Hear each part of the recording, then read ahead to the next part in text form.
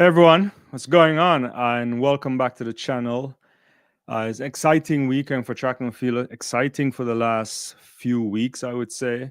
Last week in particular, tons of world records indoor, Jakob Ingebrigtsen, you name it. Outdoors as well, in half marathons, and we can touch on some of those things.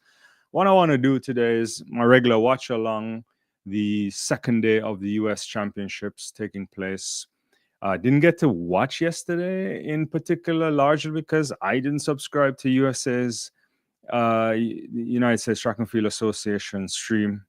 I just subscribed to too many streams, to be honest with you, and I just felt like I just didn't want to pony up any extra to do that. Maybe I should, but so I didn't really get an opportunity to see some of what's going on. But when you kind of compare that to even say the British athletics, British championships going on, they're streaming that stuff on YouTube. I got up, I watched some of it today, some of it yesterday.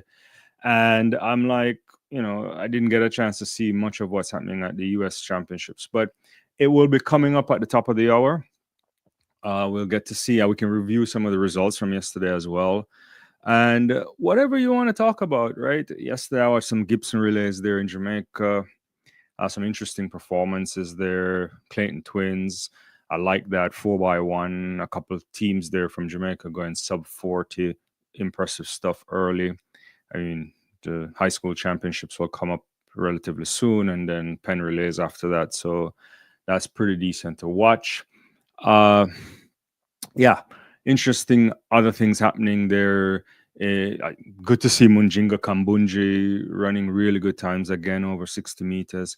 So it's all shaping up for an interesting season. Obviously, the Europeans will have a championships for indoors as well. Then we get into the World Indoor Championships in China in March. And then a long outdoor season this year. Diamond League will finish in its entirety before we get into the World Championships in Tokyo. And so we'll be there for all of that stuff. But whatever you want to talk about, man, if you even want to talk about cricket, I'm up for it. I was watching India-Pakistan today. But I felt like it's important for us to vibe, to get on the channel and cover a few things. And then we can actually touch on some other interesting things in a second. Obviously, I think what will be happening soon is the first thing up for this evening around 1:15 or so will be women's triple jump final, and I'll get into some of that stuff, but I'll let me know where you're joining me from, and I appreciate you guys on the channel as usual. But I want to talk about something that will touch I have to be careful how I say this, but I don't think I feel bad about talking about it in this light. But I'm virtually upset. As many of you know, I grew up in Jamaica. Haven't lived there for decades, but doesn't matter. I follow the sport there in some interesting ways. And the thing that I found baffling for many years, and it's still a thing that I have a massive problem with, is the state of the Jamaica National Stadium, and byproduct of that, the state of the track. And if many of you follow this, if you have a Jamaican bent or you saw anything in the news, it would have come now that apparently right now as we're speaking, because yesterday was the Gibson Relays, if you watched that, they are in process of changing the surface, because the surface is terrible beyond measure. It should not have been on there that long. The idea of how long a surface can stay depends on your use of it, how you maintain it, your conditions where you live. There's a multiple things that come into play. And when you look at that, the patchwork that there's been doing, and it's a blue surface and it's bleached out in different areas, and when you patch it, it looks terrible. I think I had some screenshots yesterday I was sharing to some people from the Gibson Relays how bad it looks. And it's an overuse kind of surface, especially when you think about people probably train on that surface and all of that kind of thing. But what beats me is the idea that, and I listened to the minister, and I like the minister, met her once at Penn Relays some years ago, and is the idea that they had to go in conjunction with, like, say, a finance ministry and the office of the prime minister to deliver on a new surface. That strikes me as really wild, because when you create facilities and you have infrastructure, there should be a mechanism that they can change. They can change and update and upgrade, and at some point totally demolish if you have the right infrastructure development plan and maintenance thing in process. It's not a it's not brain surgery. It's not complicated. It's just a mechanism. And so the thing I want to probably touch on, and I think that really is interesting and is controversial when you think about the intermix of politics and sports and the economics of sports, is the role of how you develop what they like to call PPPs, right? These kind of private partnerships that can connect to the maintenance of facilities and so on. So here in the United States, you see all sort of an interplay sometimes, especially with these enormous NFL stadiums that are often built with lots of tax incentives, and in some cases have to be built by the taxpayers, and then teams can get up and leave. So there's some kind of interesting things there, that kind of dynamic where maybe you don't always get everything the way you want. But I want to think about something that clearly is an inability for like maybe an economy that doesn't necessarily have the kind of revenue stream or so to kind of focus on sports infrastructure, is that why is it that if you have a stadium that was built for the Commonwealth Games in the 60s, is you haven't like transformed into a multi-purpose facility, right? So the modern stadium today is not designed to just play sport. The modern stadiums are designed to host a lot of boxes that people can pay for, and there's tons of money, and there's concerts, there is all sort of events happening, and I can name them. I've seen them. I've been in circles where I see these things happening. You know, I can think about like where the Indianapolis Colts play. I visited, that's a dome stadium, hosted a Super Bowl in 2006. They probably can't even host a Super Bowl again in Indianapolis until they upgrade some more hotel facilities around there, and the NFL has a whole plan on that. And I look there and I go and I see them put like the US national championships for swimming inside of a covered stadium. They built an entire pool and drop it in there for the US championships last year. And knowing that they would have changed the surface, which is a turf surface anyway, but you know, the idea that it didn't even have drainage, right, to allow if there was like a disaster, and in time for then switching out for like the bishops of conference or whatever the Pope and his friends have, and that was being held in the States, and they put, you know, all sort of they put big truck events inside of these stadiums. So the modern stuff is ridiculous in terms of what it can be done, and it's always concerts in like NBA stadiums or and outside and stadiums that are, you know, built. Look at the Real Madrid new stadium; it's fantastic. You know, it's built with the turf can go down, and it's built for entertainment and sport. So the question I have is like, how is it that that's not the thing that you're doing in a country where you clearly can't afford it?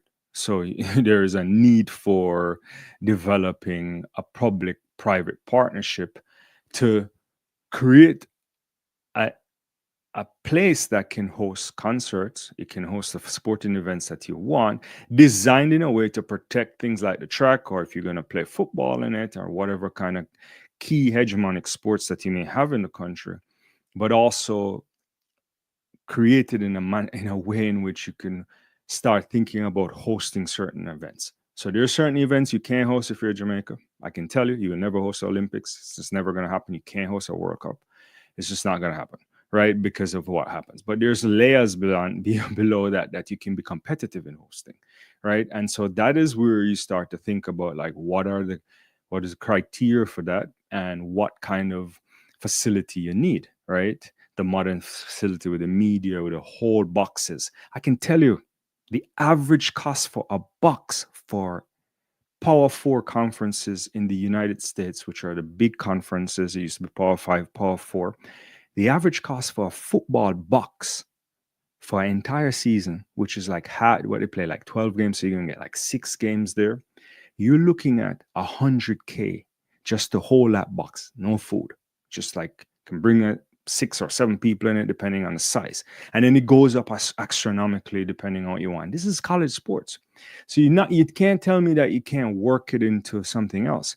And then these partnerships that if you build something, you think about Jamaica, everybody wants to go there. They like that weather, the Miami. It's similar to Miami weather. Live Nation. You can have a whole thing like that. Then the kind of blending of the hotel industry and partnership there. There's avenues to create a brand new facility that's world class, that can host a world championship if you want in athletics. If you push hard, you can definitely host the junior level stuff on that. Some regional stuff. You can host potentially even an expansion game of, like, you see how these Premier League teams or La Liga teams or even the NFL is moving in different parts of the world, opening up in Brazil like this year and so on. You can find a kind of avenue to get a game like that every once in a while. And then you can create these pathways to actually pay for these things. So it's a conversation that I'm ranting on, but I find it laughable that I don't understand why that has not been implemented. Sports tourism, big business, music and entertainment, big business. Those things can attract a lot of different people, and there's a lot of initiatives that can be built. In some parts of the world, this is easy pickings. In others, you have to get more creative, and you have to think that I don't think there's a possibility for, say, the country to dole out. If you're going to make like a 50,000 seater arena, world class facility, it's going to run you, maybe short of $1 billion. It could be more depending on what you do. And so I don't know if they have that in place, right? But I've talked to some people who are very close to the situation, and they talk about what kind of vision they have. But I really got to tear that down and build something that's brand new. And maybe you don't have the finances, but you have to figure out how to do it, and then create the avenues to repay it, right? It can be done. And you can bring in big sports business in that capacity. So it's astounding that it's the economic growth, the branding of the country is not being looked at when it comes to that kind of opportunity. And I'm not talking anything that's new. Most people should know this, right? This is not anything high level. What is required is the will and the attraction of the capital, and I don't think, maybe it's not the private sector that's going to do it. I don't think they have the capacity. You have to think much more broadly. And the management of many of these things are ridiculous. If you've been to SoFi, if you've been to the new Brave Stadium, if you've been to a lot of these places, it's just a remarkable kind of transition in terms of the development of the modern stadium, especially in the United States, in terms of what they're doing and what sports can do for communities, and the kind of involvement with government, private, and the building of an industry around entertainment, and it's much larger. So that's my thing. I think I'll be honest with you, it's embarrassing that the track looked like that, and the fact that they're changing it is obviously is well needed, but it shouldn't happen that way. It should be a situation where you're getting 10-lane tracks now in modern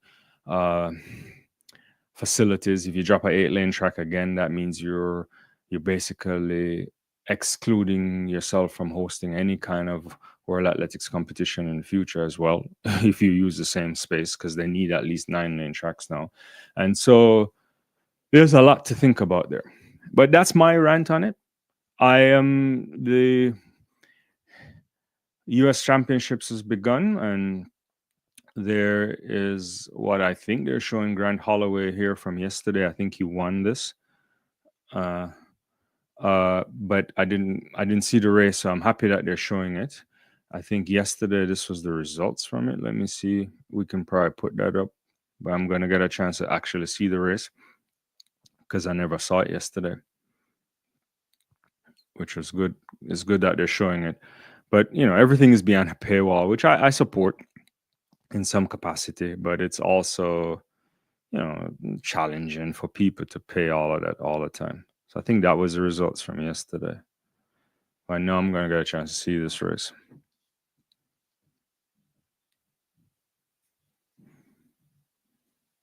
And I guess if you're a Liverpool fan, you're cruising to a Premier League title, which is not good for non-Liverpool fans.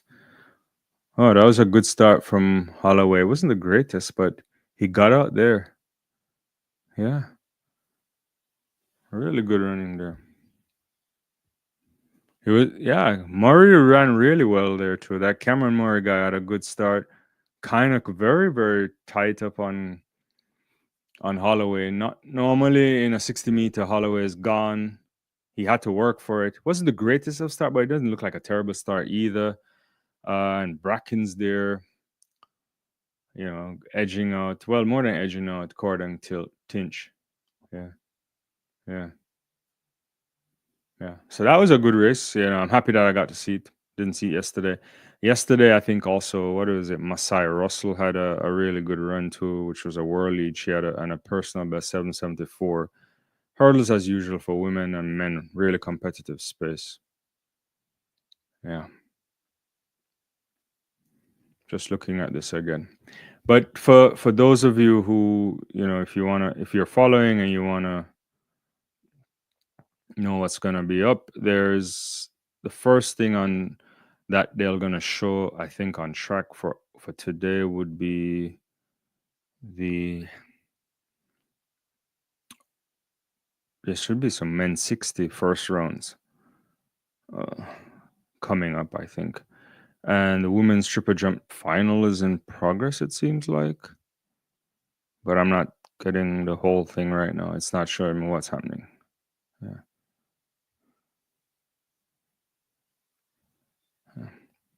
Yeah, but anything you want to talk about, I'm game. Don't forget to drop your thoughts, your comments. Yeah, so that's one thing. Going back to that whole stadium thing, it wasn't the greatest, but yeah. Last week though, lots of great world records too popping up. I can't believe it that we're seeing this evolution of indoor world records coming at fast pace, especially over the distance events, and our athletes going very close to what can be considered world record times. And I'm really excited, and I'm hope we see some fireworks at the the World Indoor Championships as well. But I don't even know how to think through some of these things. It's just like wild stuff been happening, right? You saw what happened recently there, Jacobin Kaburtsen, right? So look at that. If you're Yard Nagoose, you're like, I hate that guy, right? But that race that happened, was it last week? Yeah, or the week before. Ingebrigtsen, breaking the indoor mile and also the 1500-meter at the same time. That's the first time since John Landy did something like that, doing two world records in one. Yeah, this was in Thursday, February 13th, I think. So that was special there from Jakob. And when you look at it, it was on world record pace. We saw it. I think he crossed what was it, Moral Indoor Mile at 3:45:14, and the week before that, 5 days earlier or so, Yard Nagoose had done 3:46:63, becoming the first to go sub 3:47. So they're going down, and there's some interesting questions we got to ask about that, but or tackle, but we can get to that in a second too, while I wait for stuff to come back on. And then, he's also doing 3:29:63 for the 1500, and he had done 3:30:60 in the same venue some years back, right? So that's some impressive stuff. You have to think about the historic achievement for Jakob because he's coming off of a world record a week before from Nagu. So there's that expectation he's going to do something special. John Landy, if you remember from the 1950s, that's the second guy to ever break the 4-minute mile. He shattered it. I think we have a video might come up on that soon. He had also set two world records in the 1950s as well, and so Jakob coming back and doing that, really, really good stuff. It was really a good race in general. In Gutbertson, I think with about 3 or so laps to go, had to push hard. You see him forcefully landing in stride, and he had to push because if you look at some of the split times, probably around 800 meters. It's probably virtually neck and neck with what Nagus was doing the week before. And so full commitment from Ingebrigtsen there. And we know how special Jakob is. He's a generational talent, could go down as the greatest of all time. Don't know clearly. He has some tactical issues when he runs 1500 in particular, and we've seen it in the last how many years. But no one doubts his ability or talent, and he's is a special athlete. So yeah. So I wanted to touch on that. That was something that I thought was really, really special to come back on the backs of what Nagus was doing. You know, it's also the great running to Akira Nugent. I like what I'm seeing from her. Masai Russell as well yesterday. I think they may show this race again there. A lot of really good stuff. Really, really high quality stuff happening too. Oh, yesterday, the thing that also really made me happy was the pole vault there, right? So, you know, for a long time we're talking about the pole vault, and it's still men's pole vault in particular. We can touch on the women too. I thought we've got some good stuff there. But when we think about the pole vault in general, it's just we look at it. Not only that, yeah, we saw like fantastic jumping there from Mondo, but and we know his level there, opening up the season recently, world lead. But what I want to talk about was yesterday from Karailis, the Greek, you know, national record, 6 meters, 0.01. And when I watched it, it looked like he had more. And that is encouraging there because we know that youngster is very talented. And I'm not saying that we need to see guys going 6'10 or 6'15. I know those buyers are really hard to attain, but I need to see a lot more guys doing 6 meters and going over 6 meters consistently, because then it will change the landscape somewhat.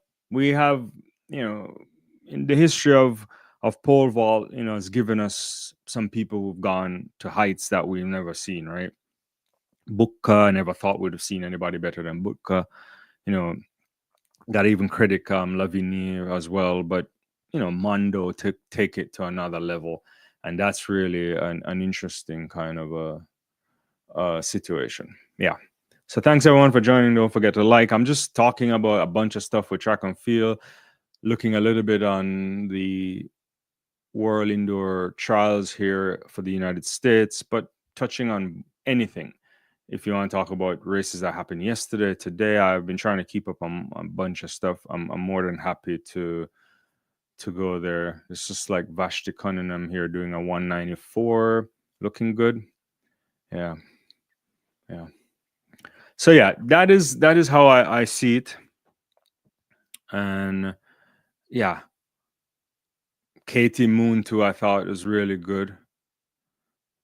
Okay, so they're gonna show that women's 60-meter hurdles as well.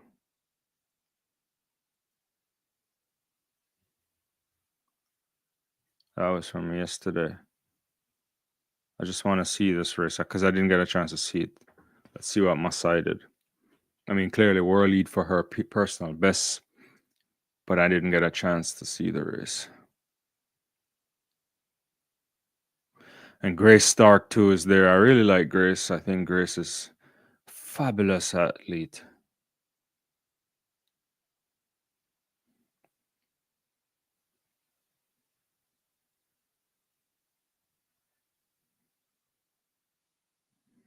Stark got a good start. Masai was behind. Yeah, it wasn't a good.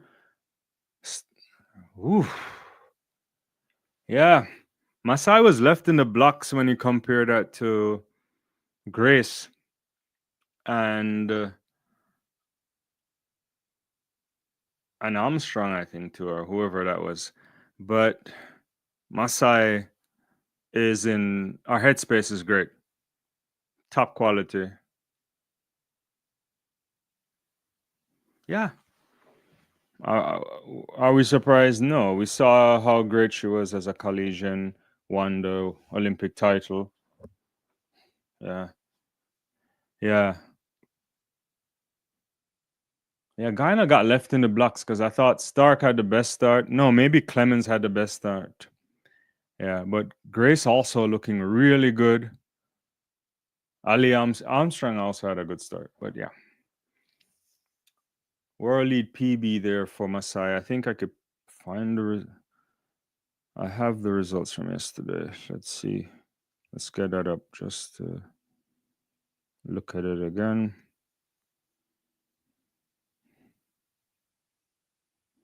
Yeah, so it was 774, which is really good. I mean, that's just dropping down on the 775 that Akira Nugent did recently. So we're in a healthy space for all of these high quality women, and who knows what we'll get later on the season. Yesterday we saw some fabulous 60-meter hurdles as well. I think Kambunji looked really decent, and yeah. So Masai is about at 774, 775 for Akira. Grace Stark as well has 775. Yeah. Oh yeah, Bapti also looked good in France. So I think yeah, she had done a 776. I saw that race briefly on social media as well. Yeah. Yeah, it's gonna be great. Hmm. And Masai Russell there, back off of that NBA All-Star weekend thing. I don't know how many of you saw that, but it's pretty cool. Something else I want to touch on, because you know me, I talk about a lot of stuff in the sport, is World Athletics produced some data recently, and I haven't gone through everything of it, but they did, as you know, and I don't know, we talked about it on the channel before.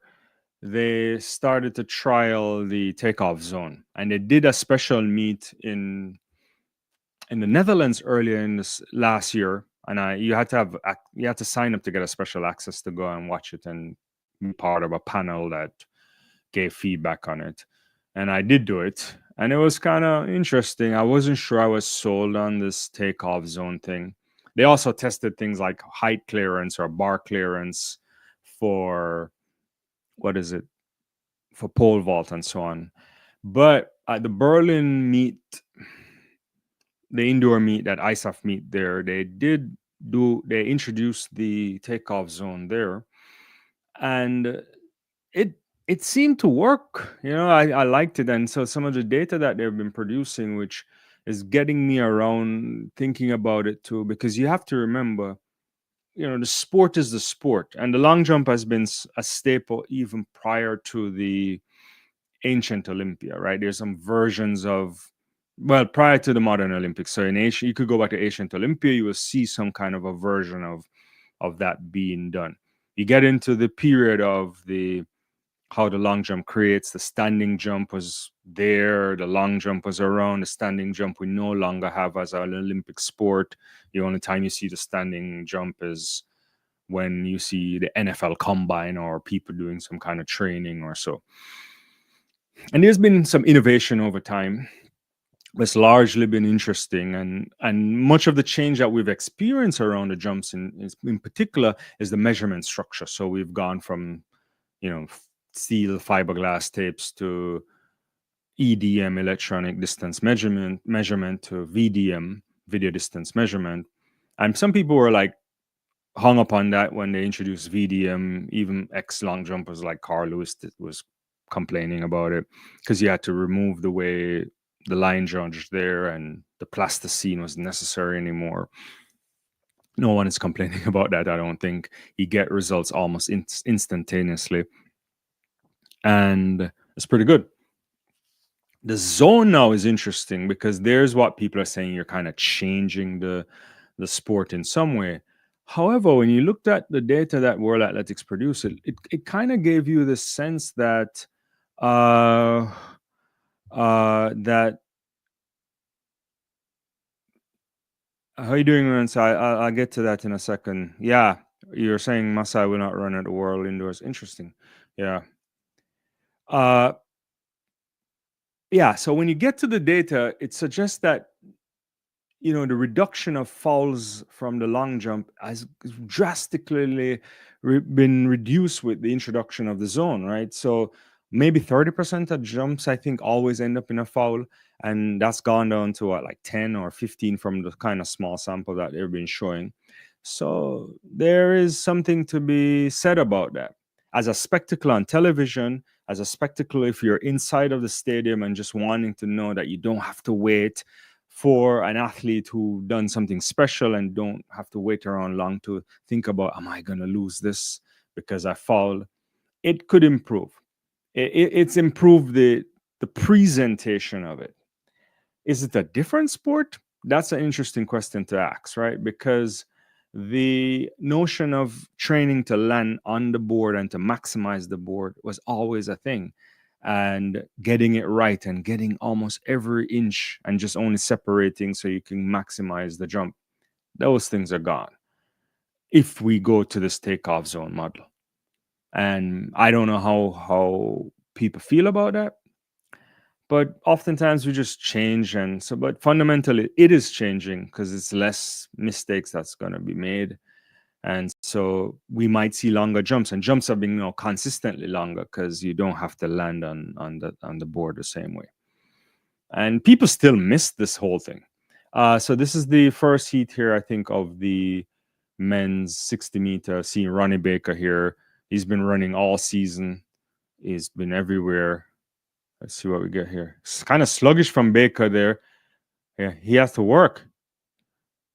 Dwyer wins this in 5:50. No, what's this? Can't be 5. Yeah, there's a 5:58 on the clock, but clearly that can't be right. But the kid from Penn State just 6:54 looks like the official thing here. Let me see if I can get that up in a second. But he really ran hard on Baker. So Dwyer wins this in 6:54, qualifies ahead of Ronnie Baker. I think I can get that up on the screen in a second. Yeah, Baker got left when he compared to what Dwyer was doing.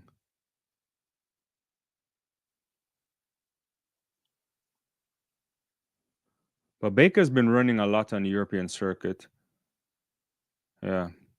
I didn't anticipate that I don't think Baker thought this kid would run this hard. But this kid from Penn State is looking good. Yeah. So both of those automatically qualify for the final that will end the program later. Yeah. Oh, so she's not. So I go back to this Ronesta one. Masai will not run at the World Indoors. I didn't even realize she wasn't doing that, but I don't think you have to, but it's interesting.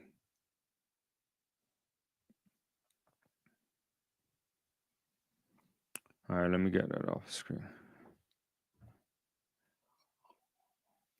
So yeah, let me know your thoughts on the zone. I don't know if you've been watching the takeoff zone stuff, if you saw it on a few of the world indoor meets. Well, it was at the Berlin one. And the data that they produced on that is interesting. The thing that I can't get around on yet, to be honest with you, is the bar clearance. I don't know if I like bar clearance. I saw it. I saw them do it in the meet in the Netherlands that I talked about earlier. I just don't feel like we should be measuring if the bar is set at 6 meters 20 and Mondo goes 6:35. I don't think we should be measuring, giving him the world record there or as the distance there. I just don't buy that. I'm unconvinced on that one. You know, part of the sport is your ability to feel comfortable in where you want to go and where you want to put it. So that I can't buy. I'm leaning a little bit to changing my mind on the jumps in with the takeoff zone. I still want to see some more of it because fundamentally, not planting a foot on seems iffy for me, but I understand the spectacle of it, and a lot of this change is not only, fans can talk about it, but honestly too, there is a lot of feedback from media, right? People covering the sport, their inability to explain it on television because they felt like it wasn't every minute it's a foul, so it's a challenging situation for them. So yeah. All right, so that was heat one of the men's 60 meter. The next, there's a couple more heats coming up. Heat two and three, and because of that too, just to mention, Trayvon Bomel isn't. He pulled out of the meet. He had apparently something. He was feeling something. I don't know how serious it is, but they did it with consultation. Clearly, it's a medical decision. So hopefully, Bromell will be back. I wish him very best. As we all know, he suffered an injury that ruined his season last year, and he's back. And he was doing some indoor stuff, and now it seems as if he's struggling with something else. I think NBC here is kind of showing the end of the 3,000 meter. It's that Hopskessler.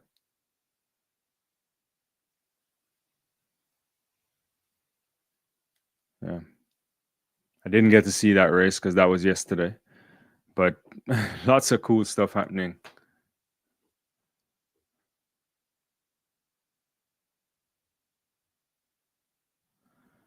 Yeah. I guess they're interviewing Hopskessler, but they only showed him crossing the line, so I didn't see the race yesterday, so I have no idea. Yeah. But yeah, but while we were waiting for some other stuff, let me just kind of opine on a few more things. Clearly, we talked about Grant Fisher recently. He's been a revelation, I thought, indoor season this year. He had done the 3,000 meter world record there in New York. Was it in New York? Yeah, and then he came back and he did it again over 5,000 meters. And what was it? Even in that 5,000 meter race, he was outpacing his 3,000 meter world record.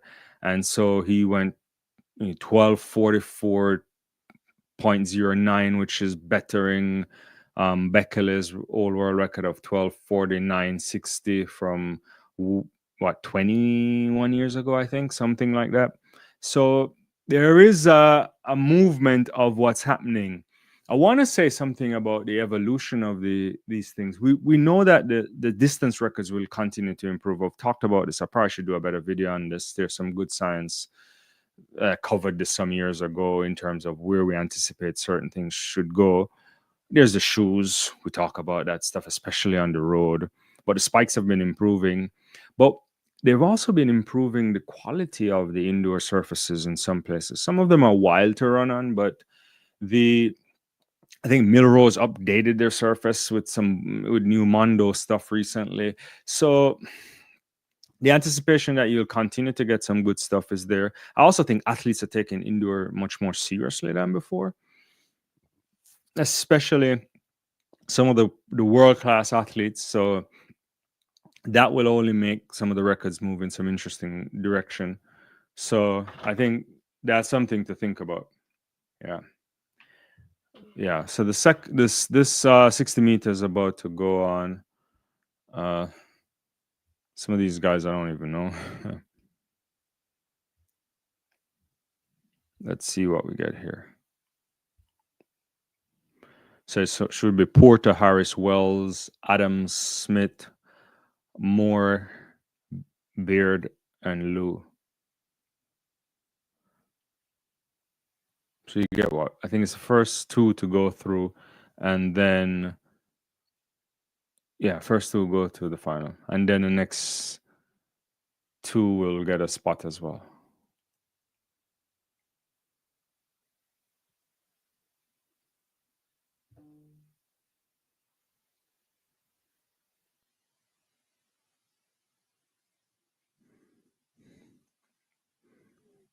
It's a decent start there.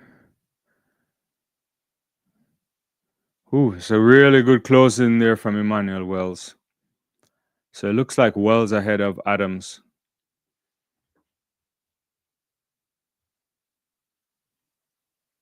Yeah. So yeah, Wells ahead of Adams. So those two go through 658, 660. It seems okay. Not nothing special, but it's a heat.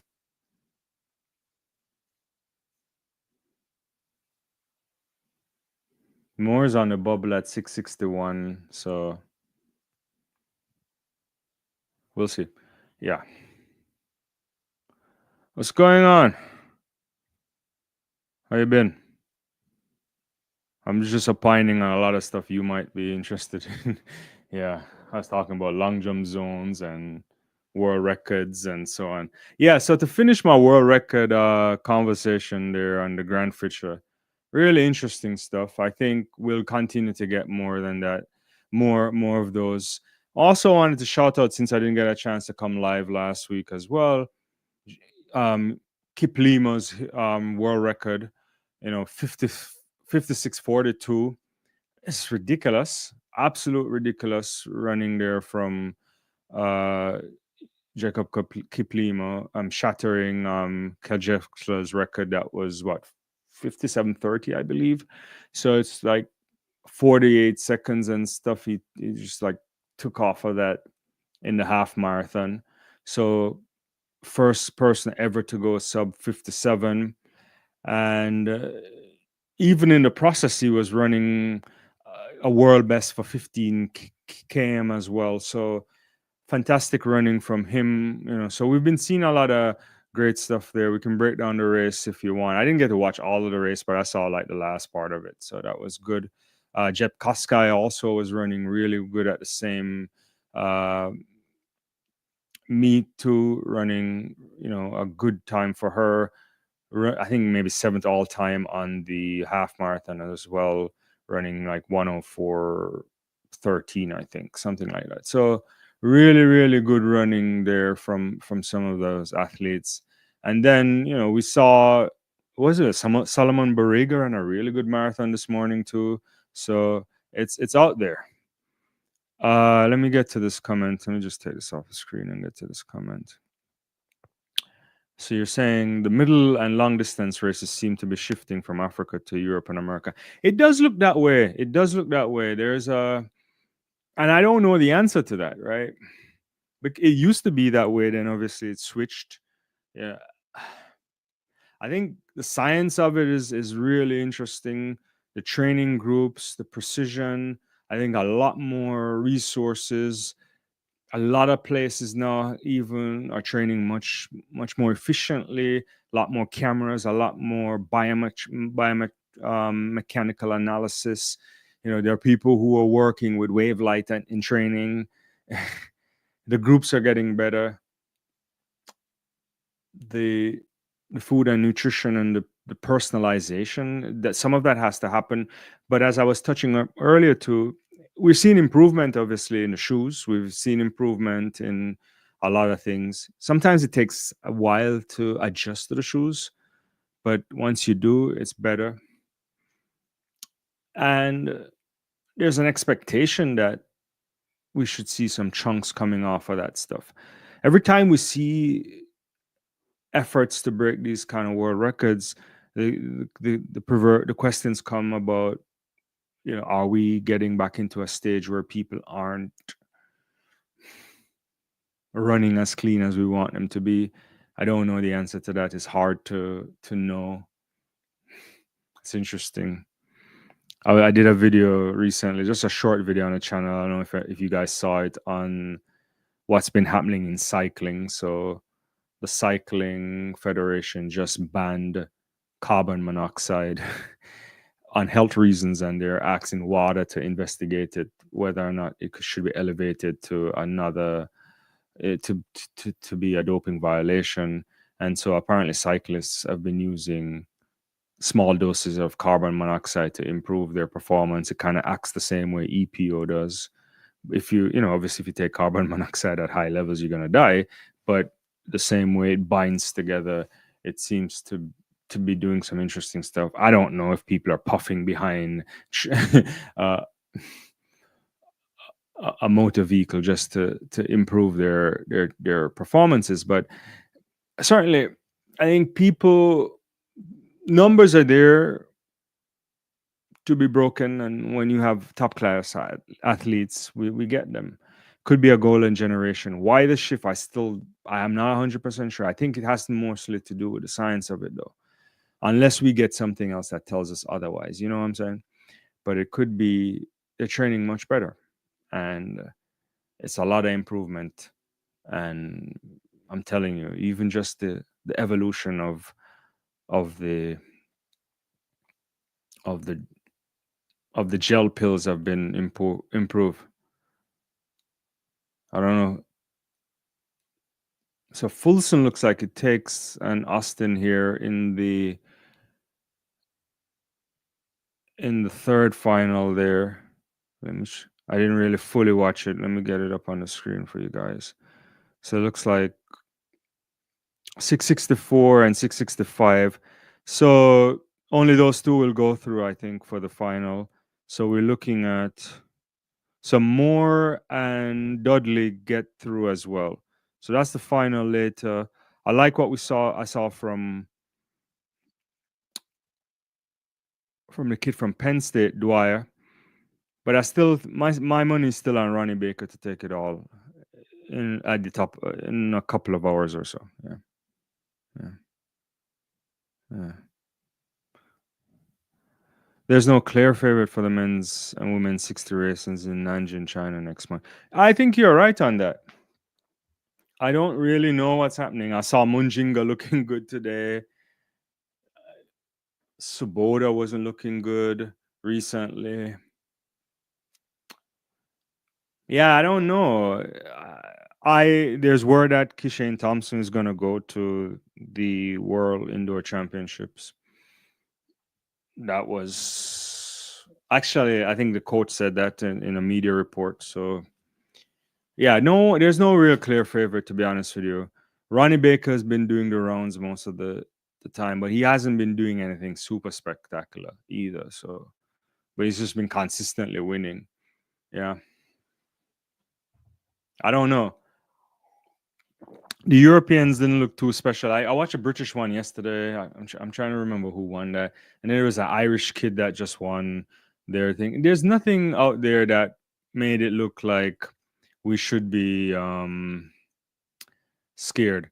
You know, Munjinga running 7:03 is not a bad run. You know, and she can put it together if needed. Uh, what else? I'm trying to think off the top of my head for athletes that we think that might go to the World Championships in China in a couple weeks. I don't know. There was some good running from the Clayton twins yesterday, but that's outdoor, and also they were aided with wind readings as well over the limit. I think what one was like 2.6 and the other maybe 2.2. But yeah, you're right. I don't think there's any clear favorite for the sprint, the 60-meter sprints at the World Championships coming up, which in some ways is can be a good thing. You know, you get a surprise here and there. Yeah, it's certainly lacking some of the star power that would make it exciting. You know, Lyles, even if, yeah, I would have loved to see Simbini and those guys. I don't know. Yeah, other athletes, could be in the mix too, but it's a long season, right? And with such a long season, you have to be cautious about how much you do indoors, so yeah, yeah. But yeah, I'm excited for the women's 60 hurdles. I think that will be competitive. I don't think there's a clear favorite either, just because I think hurdles in general for women, no real clear favorite. I guess Grant Holloway is always the clear favorite in a 60-meter hurdles. He hasn't lost since 2014 or something like that. So outside of that, though, these women can pull it off in any way. And any one of them can come up big on a night. So we'll see. But I think for the 60-meter hurdles for women too, most of them are thinking long term and thinking for the remainder of the season. Yeah, yeah, yeah. So there's a couple more things that I saw that I probably could touch on. What else I like? I think Isia done a really good time in the 10K as well. So yeah, there was some really good stuff happening last week too that I didn't get a chance to think of, to touch on. But if you want to talk about any of those things, any kind of events that you thought was really good stuff, yeah, I'm I'm happy to touch on those too.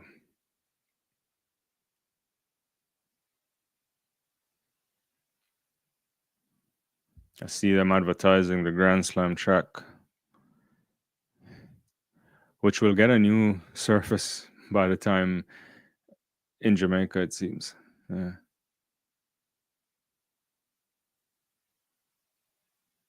I'm just looking at a photo finish here.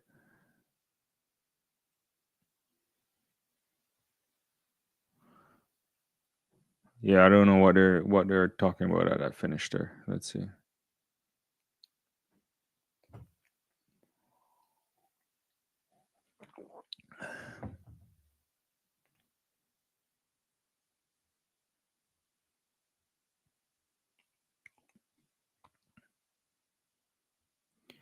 Let's see. Yeah. Oh, yeah. It was the Irish guy. Yeah. Now that I'm trying to remember, it's Akinola did the 661. Yeah. So it just goes back to the same thing you were saying. There's no clear favorite, and we'll get a few more things there. There's a quick shot of Jasmine Moore doing what 1381 here in the women's triple jump. I haven't gotten a chance to see that either. I thought the race yesterday with Amber Anning and Nielsen looked really good as well. So there's some exciting stuff that we can appreciate throughout the season so far. Yeah.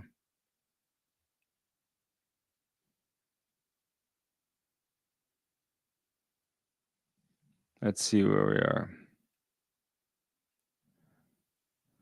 Is the Nigerian female 400 runner not a DSD athlete? She looks like uh I don't know. The one that ran the I don't not that I know of. I hmm. And that too, speaking of that, World Athletics put out some guidance on that as well. I was reading it one morning. I just didn't. I have to read it again to say anything. Uh, I actually don't know. You mean you're talking about Jaeger, right? Uh, I have no idea. She's been around for a while though, so you would think if that was the case, they would have said something. But I have not. I don't know, to be honest with you. That one is the first time I'm even thinking about that, to be honest with you. Let's see. Yeah, I don't know. She's young too, like what, 21? Yeah. Was there some news reports on it? I to be honest with you, I haven't been following that one. Yeah. Yeah.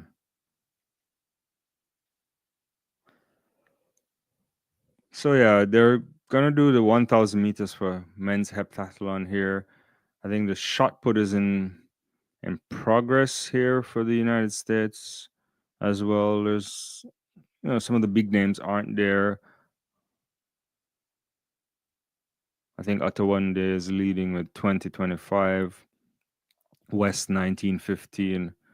It's gonna be women's 400-meter final coming up too. Hayes, Holmes. I'm looking forward to see what Alexis will do. Effie Young is there too.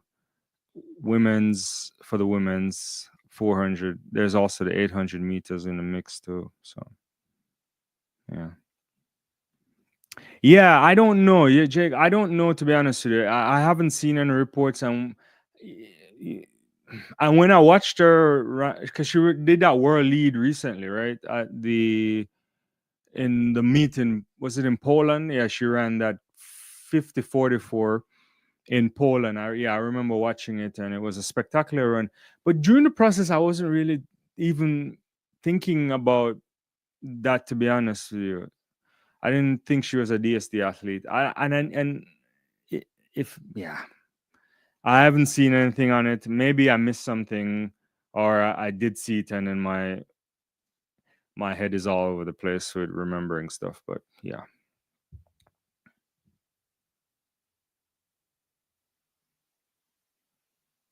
now you're gonna make me look. Let me. I want to research this then, because I actually don't know the answer to this.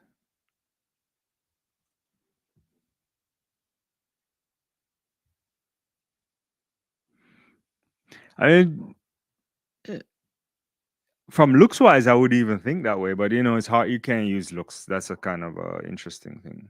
But yeah, I don't know.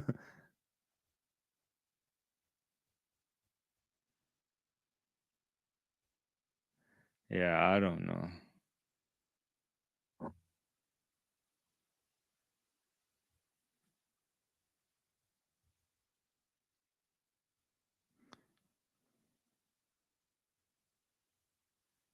Yeah, but if there's information that you have that you can share on it, like if you saw a report, I'm more than happy to talk about it. But I haven't seen anything. Yeah. Yeah, Baptiste France looking good. She looked really smooth in that race. I saw it earlier. Was it yesterday? I saw it. Yeah, it was a really good run. Either yesterday or earlier today. I can't remember. I'm gonna see if I can find it again. These guys are dying in this 1,000 meter. Looks like yeah. If I can find the race again, I'll take a look at it again. But she looked decent in the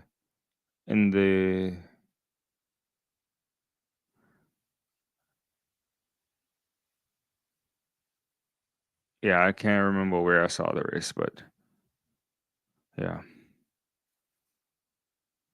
And also Bianca Williams yesterday winning the British title from nowhere, I thought. Yeah. So that was interesting. Uh yeah, no, I found it. I'm looking at it again. I mean, I like the way she has really good economy over the hurdles. Like it's really good form. And we know that before. We've seen, saw her recently, and that was a really good run from her. 776. So it's what 774 from Masayano, 775 from Akira Nugent, and also Grace Stark, and 776. So she's in really good company here with her, speed wise for sure. I think she could do something special. I put her in the mix, to be honest with you. I can't call a favorite for women's her. I never do hurdles women's favorite, to be honest with you. It's just too competitive of a space. Yeah, yeah. Yeah, women's shot put is also on fire. Jessica Schilder, uh, I mean Sierra Mitten.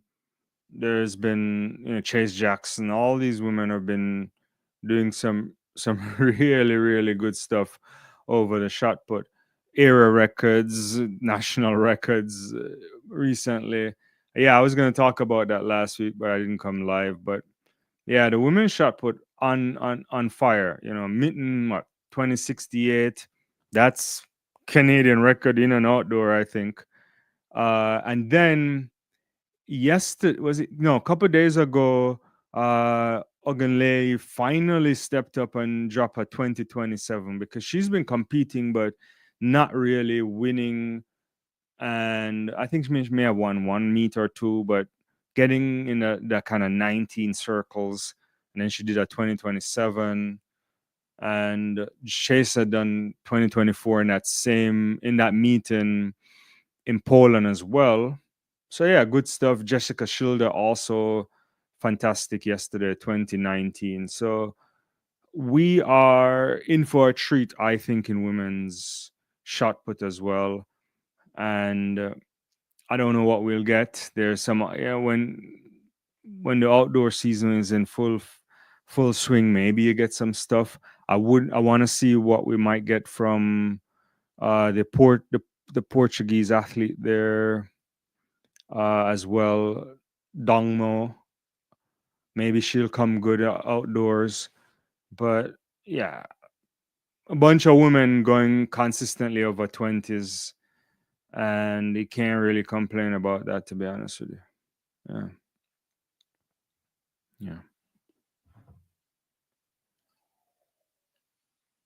yeah, yeah. So let me check what's gonna come up next on the track.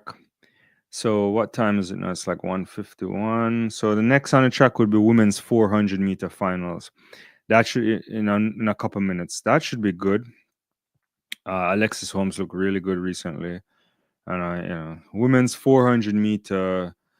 Uh, that's also another high quality event. The women are stepping up in some interesting ways, and yeah, it should be good.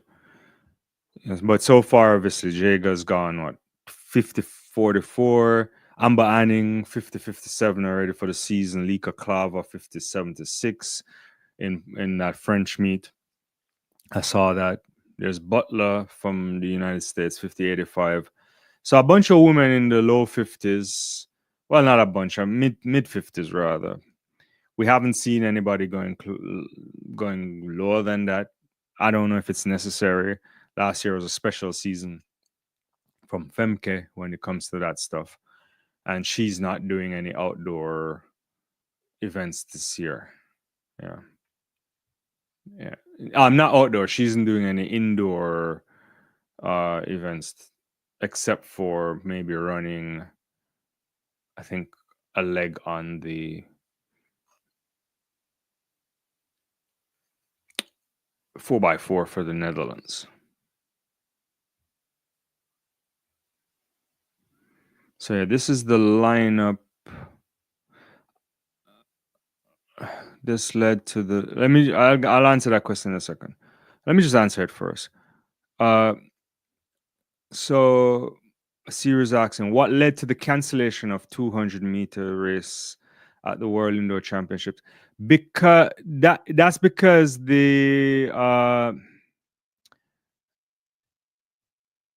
there's scientific evidence to suggest that if you're in the outer lanes, you have a distinct advantage.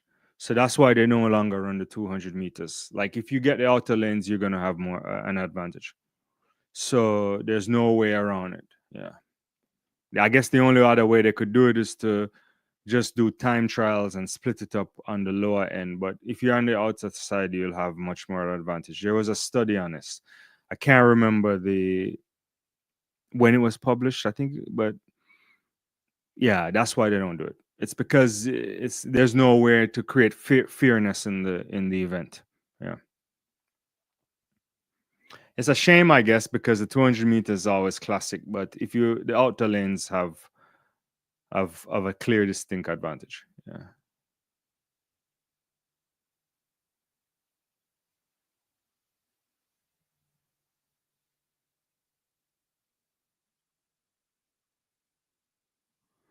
All right. So the women's 400-meter final on the track: Davis, Singletary, Hayes, F. Young, Holmes, and Lear. I like what I'm seeing from Alexis recently. I think she could be special if things go well. But it's such a competitive space in 400 meters in general. So really good start there. I think Holmes already making up the stagger on. I don't know who's that in front of her. Yeah, yeah, she's pushing.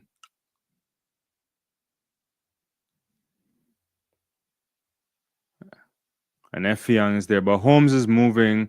Really good stride, looking good. Yeah, pushing. It's like what 27ish for the first 200 there. And so F Young is in the mix too. Lair, I think Hayes is somewhere around there too. Well, Alexis Holmes is pushing them, and she's gonna win this with 6, 7, 10 meters, 50, 52 there, 50, 51 probably. And it's really good running from Alexis Holmes.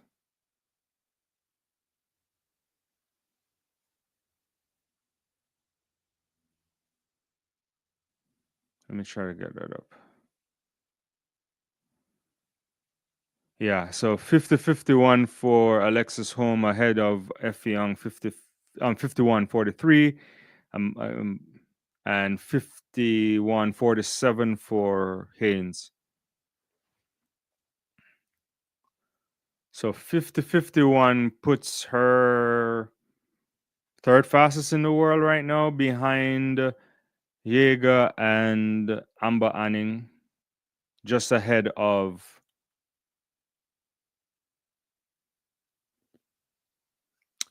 Lika Klava.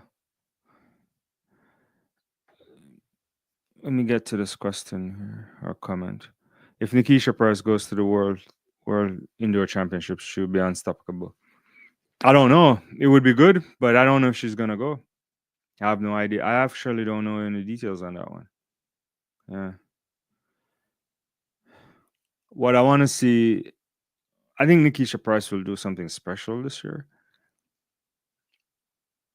I mean, it's unfortunate what happened to her at the Olympic Games. It was a long season, and she wasn't feeling so well either. But Price special, had the world lead at one point last year. I'm very excited about women's 400 meters coming this year as well. I think we're looking at 48s to get on a podium. Everybody. So that might be a special run there. Should be a good surface to run onto, because the track in Tokyo was pretty quick too. That was Monda's best track prior to the track in Paris, according to them. So, and the track hasn't been used that much in Tokyo, so the surface should be very nice still. And depending on conditions, it's September, so it should be good. Yeah. But yeah, I want to see Nikisha do something special. I think she certainly has the ability to, when the outdoor season comes around, to battle for a medal. It's not going to be easy. It's going to be tough. But outside of Paulina, there's a bunch of other women that can vie for medal spots. I don't know what we'll get back from Shawnee. I don't even know if she'll run, which I saw her. She's training, I guess, but what will she come back? Yeah. It would be interesting if the likes of a Femke Bowl or Sydney McLaughlin go on the flat four, but I guess we have to wait and see. It's going to be a women's 800-meter final here. A good shot of Nina Akins right here. But yeah, let's look at this race real quickly. So it's going to be women's 800-meter final here. Keegan, Watson, Akins, Tobias, Edwards, and Herta Klecker.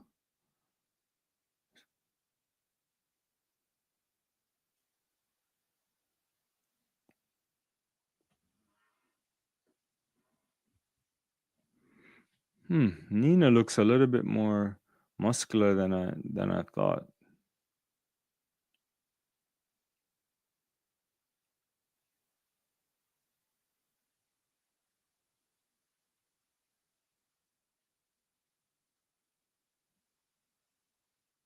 So they're off on this 800 meters here.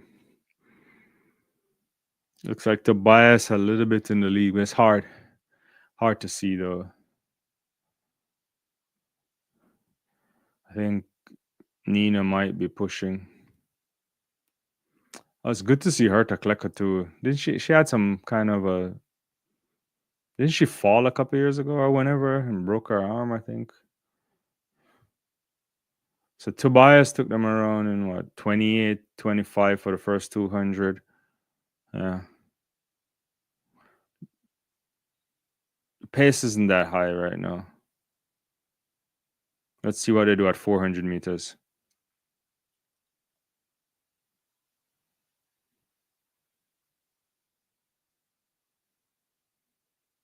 Tobias is like pushing it. She's that's about 59 and change there, 59.30 for 400 meters. And she's extending this Tobias. That is, there's some work for Nina Akins to do. Edwards is there, but she's pushing. Yeah, but can she sustain this? She's getting reeled in right now. Tobias is getting reeled in. Nia Akins is making a good push here. That's Edwards there too in second, but they're already back up on Tobias here. And Herka Kleka is in like fourth position right now. Well, let's see what we get. I think Tobias pushed this too hard. She's gonna get run down. But Nia Akins is on the inside, and I think Tobias is trying to block her in here, but she has to go wide. Either, yeah, she's gonna go wide on her.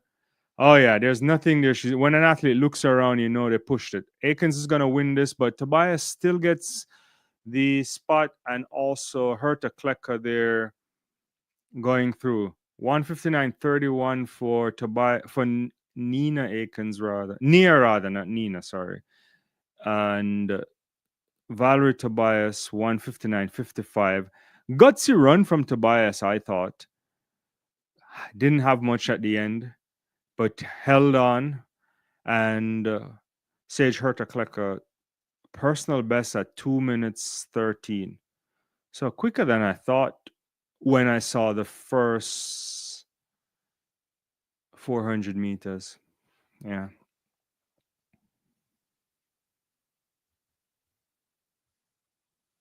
Yeah. Maybe we get the results on the screen here.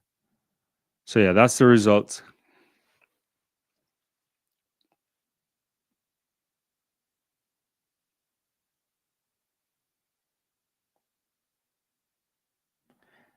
Yeah, that's a good run there from Valerie, I thought. In the home stretch, she was looking to her right, so she was struggling. Yeah.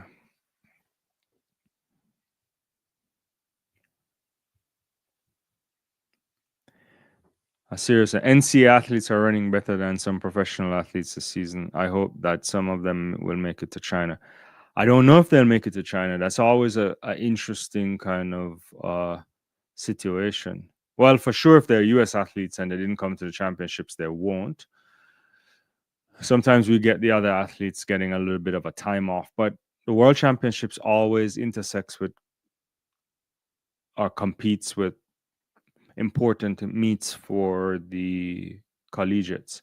Yeah, I'm also not surprised sometimes because, excuse me, I'm not surprised because there's different preparation. Collegiate athletes are much more prepared earlier season than the professionals are because the professionals are looking for outdoor season. Most collegiate athletes, it's the national championships by May-ish there, you know, in terms of how, unless you're a special athlete and there's an anticipation that you'll want a longer season. Sometimes they're just thinking, the coaches are just thinking to the end of their season.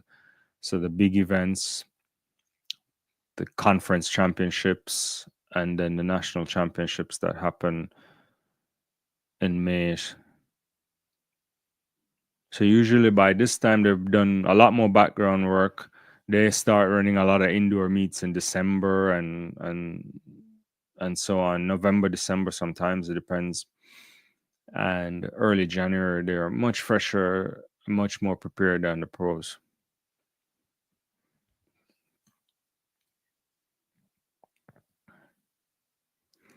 So the next event on the track will be the about 4 minutes from now, the men's 800-meter final.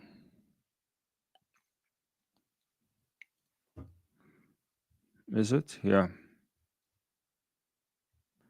But I don't think, yeah. So it's going to be the men's 800-meter final. It'll feature Cohen, Harris. It's going to feature Ijona Koich, Josh Howie, who we are all waiting to see. He's been having a splendid season there, Howie, that is. And Ferguson and Miller.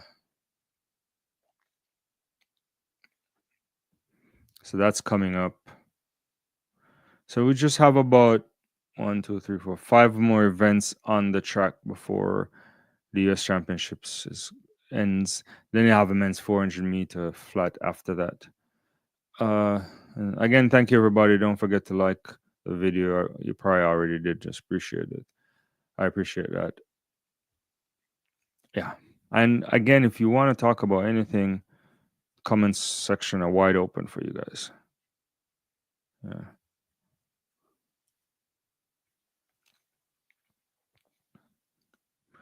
Oh yeah, I forgot. Yeah, earlier today to Balisian there from France winning their championships in what 7:52 was a really good run. Yeah, from him as well. I like what we've been seeing from him. So pretty decent run from him.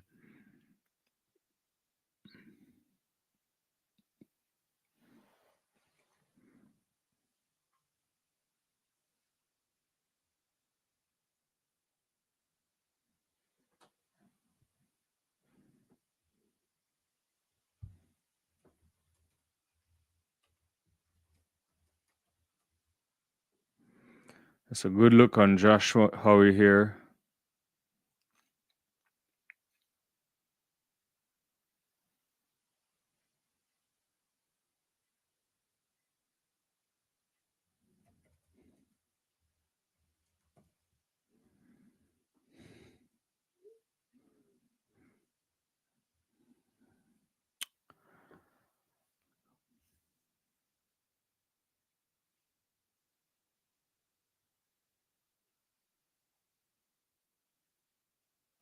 I guess they're doing a feature on Howie from last year.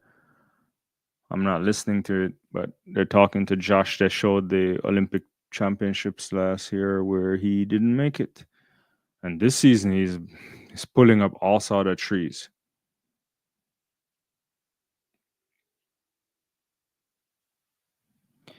Yeah, Zoya is interesting guy. There, Sasha Zoya. I don't. Let me see what. I think he has a lot of talent. I keep saying this. Uh,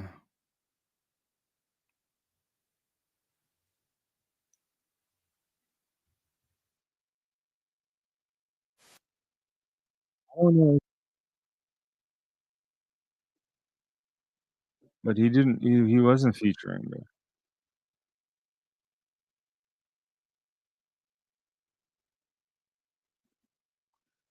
Yeah, now that you asked that, Sasha Zoya.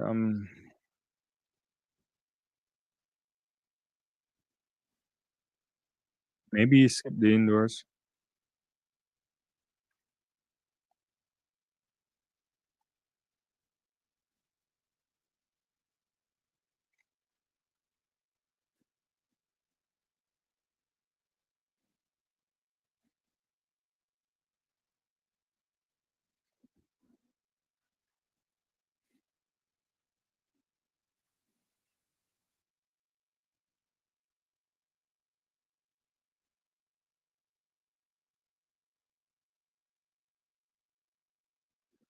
All right, so I think this is gonna be a fabulous run here from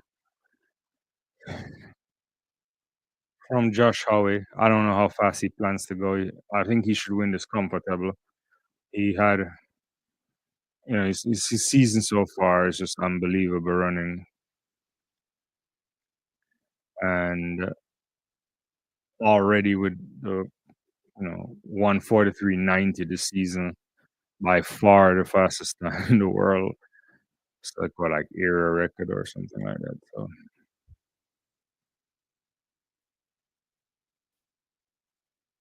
and, mm, world record, all that kind of stuff for Josh Howard. So I think Howie this year should be just, yeah, he should win this comfortably. How fast he wants to go, I don't think it's important. But I don't think these guys are going to be in his class.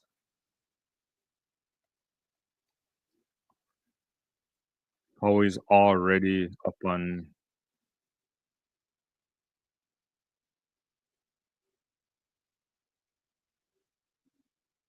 yeah, Howie already up there. He's going to cut over on Koich. And Miller is there in the mix too. About 24/7 for 200 meters. That's comfortable right there. Yeah. Yeah, let's see if they go low 50s for 400. So Miller is right behind Howie. Yeah, that's about 50.3 there. So 50.36 as the 400 meter. Yeah, that's going really good. He's gonna kick this up, I think. He's gonna go. This is on sub 44 pace, sub 144 pace. He's stepping there. Oh, it's like 116 at 300. It's definitely gonna be sub 44. And Miller is right behind him, but now how he starts to kick, he's opening up like a 2 to 3 meter lead on Brandon Miller. And Miller is trying his best to hang in there, but he has nothing to compete with Joshua. And how his arms are moving and he's like sprinting away, moving over to lane two, back over 143.20, 143.24 officially. That's a national record and a world record for not world record, a world lead. What am I saying? Sorry, Wilson Kipita. No disrespect. Uh, uh, that's ridiculous. 144.26 for Brandon Miller.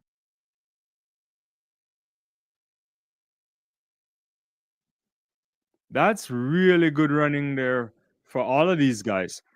This is what, two guys 144. West Ferguson 144.92 from, that's a personal best. 144.26 from Miller, also a PB 143.24. Howie is in impeccable form. This is the second time he's gone 143 for the year. As a national record, obviously a world lead as well.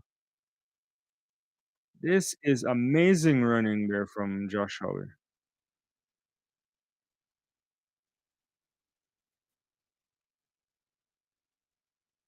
That's amazing running from Josh Howie.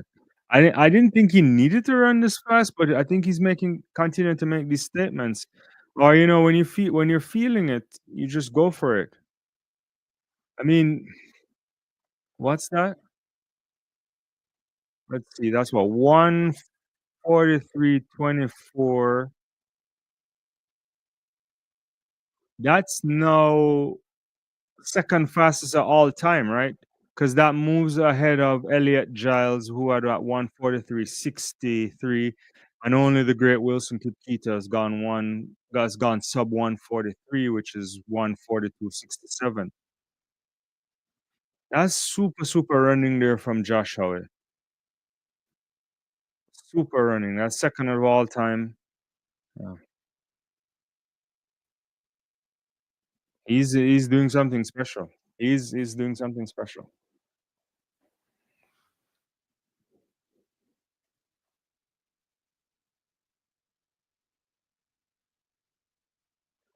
Let me check that again.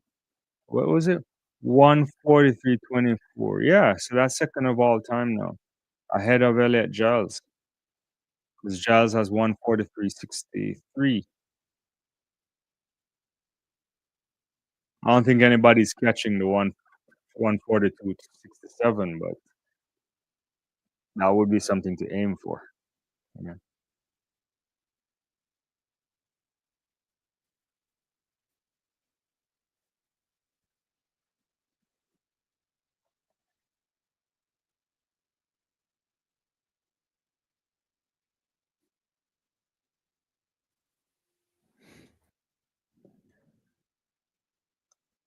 Yeah. My producer sent me a message saying India beat Pakistan. I was like, yeah, watch that. uh, Virat Kohli, you know, scored 4 runs off the last ball to get to another century. It was a spectacular game. I felt the Pakistanis didn't really attack the Indians the way they should have. Sorry to be switching sports on you guys, but I watch a lot of sports. So, yeah, India bowled well, but there was not enough attacking play, I thought, from the Pakistanis. And in the end, really good batting today from Shubman Gill as well, and obviously Virat held it all the way. So special.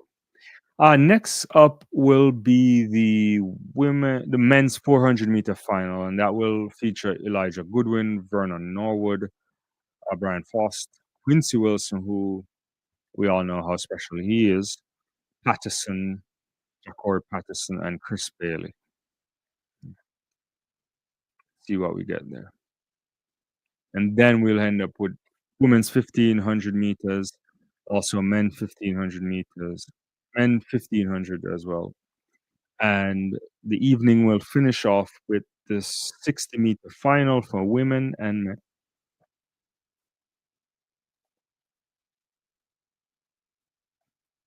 Yeah.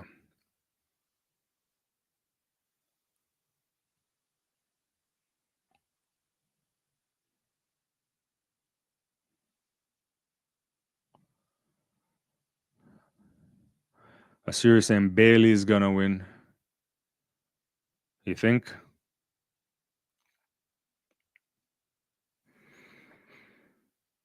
What's he's done what? 4470 this season. It's also a PB, right? Is that his PB or yeah? Yeah, he's in lane 6 too. Yeah, he's been looking good. Yeah.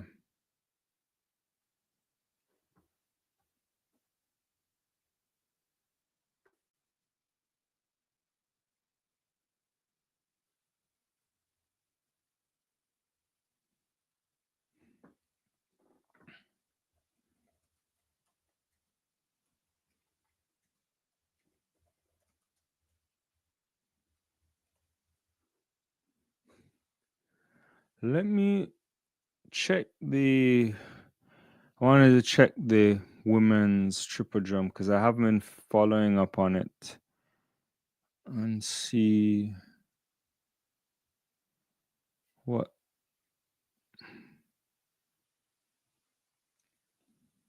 Okay, I can't find the results right now. Yeah, here's it. So, yeah, Moore won it in 1390. Season best for her against Milana Hearn 1360. So not particular special. Quincy Wilson on screen right now. Kid basically is running everything. Vernon Norwood here.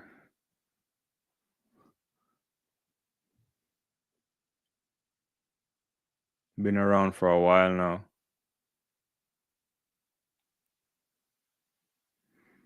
Asir says Bailey's gonna win. That's not a bad call. He's, let's see what we'll get.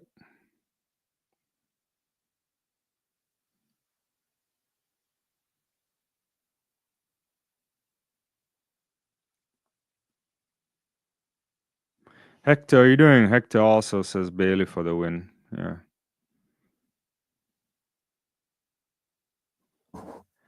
Yeah, I mean that should happen because he had a really good. He had, he's been running good recently. So Bailey is already pushing there.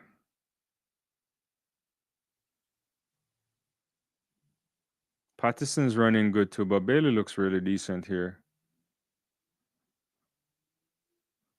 Vernon Norwood and who's that in the inside there? Oh, there's a little bit of Jocelyn there, and this guy's running all the way out in lane 2, 3 there. That's like wasting a lot of time. But Goodwin was leading here.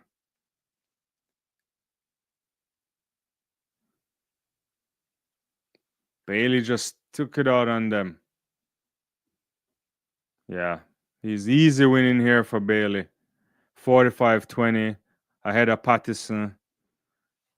Good win there in 46.09. And I think Norwood and Quincy Wilson finished down at the bottom there. I think there was some jostling that they didn't really navigate well. Even Bailey, I thought, didn't navigate that well. But then he had so much in the tank for sure. Yeah.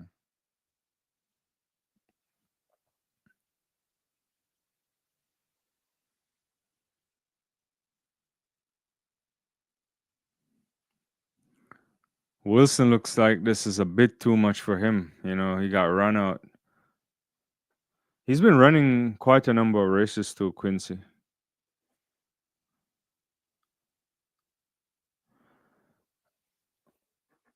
Let's see. Bailey was stepping here.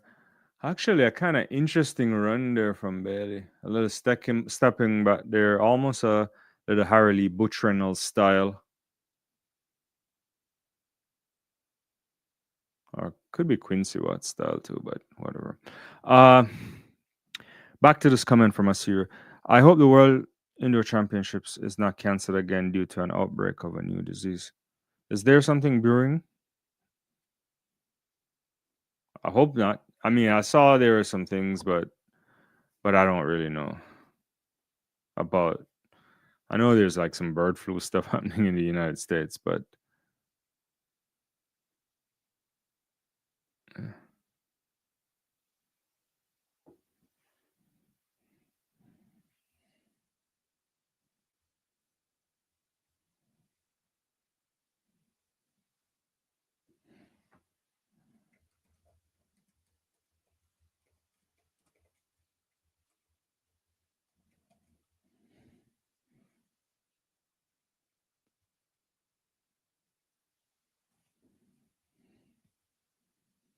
yeah. So women's 1500 meter next should be good. Nikki Hiltz, Shelby Julian is in there. What? Did you even see this? Whoa.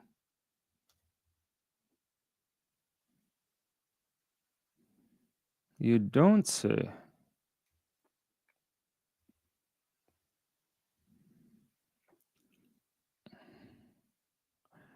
I did not even see this. This is how much I'm out of the loop.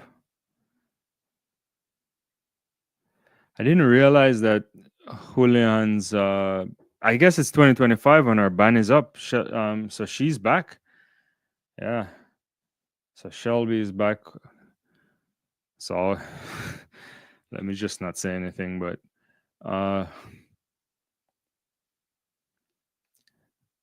but yeah, we should have women's 1500 meters next on the track. Let's see what we'll get. Then the men's as well. That should be interesting. There's Hobbs Kessler there.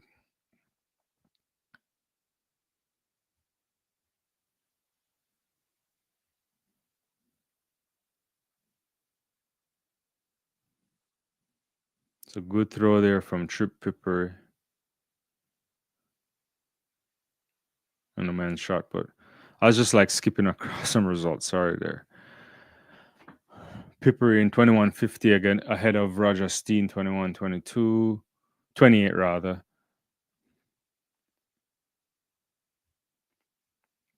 Yeah, I didn't realize that Shelby Julian was in the mix here. As all of you guys know, she had that big suspension some years ago.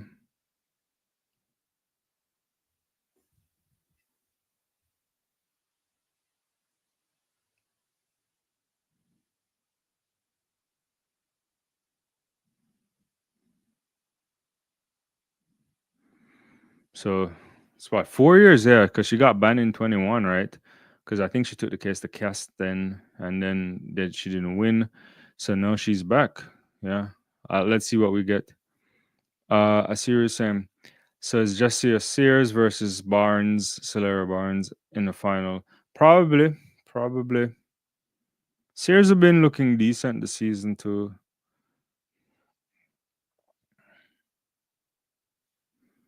Unless Briscoe can do something, but I don't know. Yeah.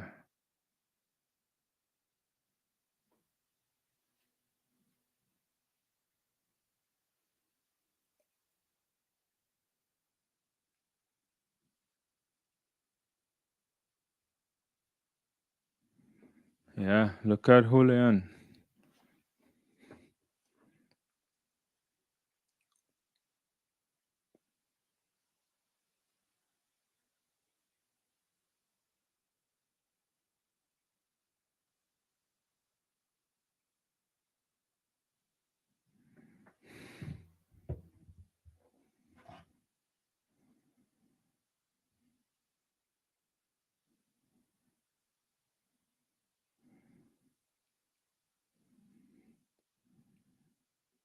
All I remember is like Shelby Julian was one of the few to start leading those contaminated meat appeals, but I don't know. Did anybody watch the Solomon Barrega race today? Because I didn't watch the marathon. I just knew he ran 2:05:15, which was that's pretty good. Well, look at this. All in the game. What's going on? What's going on in the game? Flowchat made a bunch of ridiculous sympathetic welcome back videos of Shelby and rightly got blasted in the comment. Are you serious? Like, I try to be gracious, but like, I don't know. Maybe she has good PR because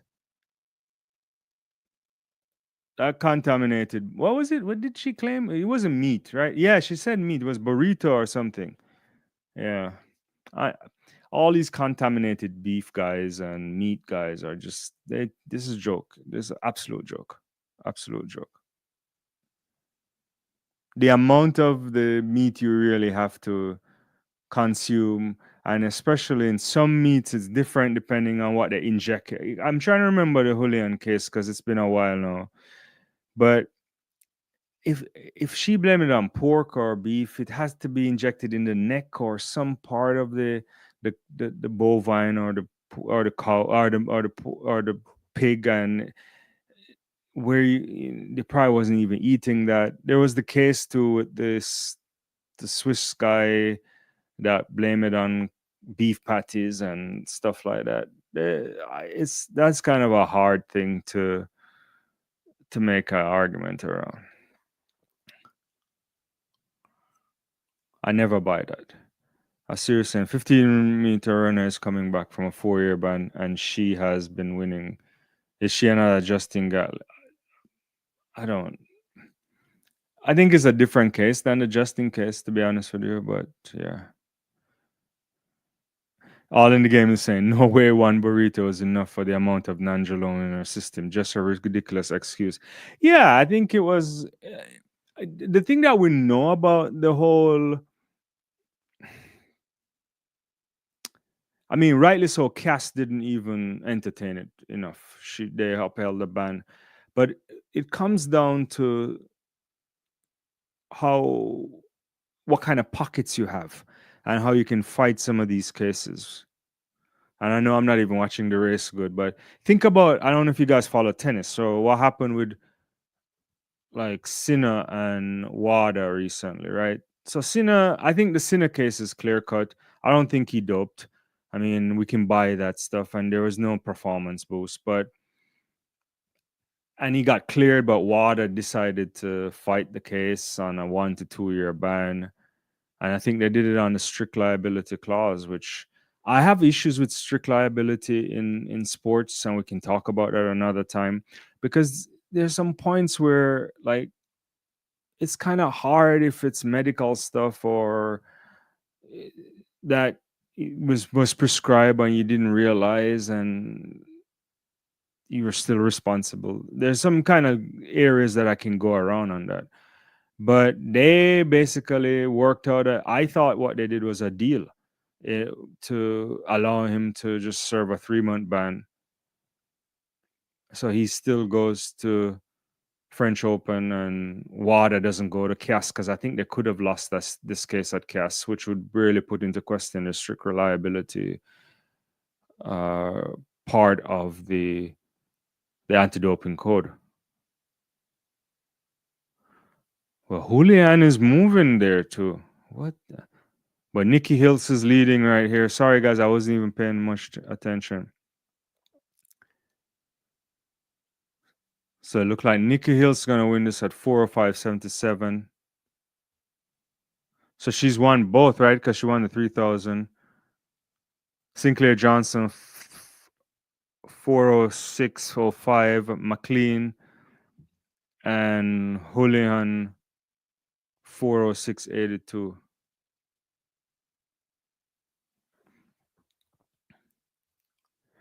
Yeah, I 100% agree with you, Al, in the game. There's no thing. Yeah, yeah. Good to see Shelby not finishing the top two. I agree too. Like it's yeah,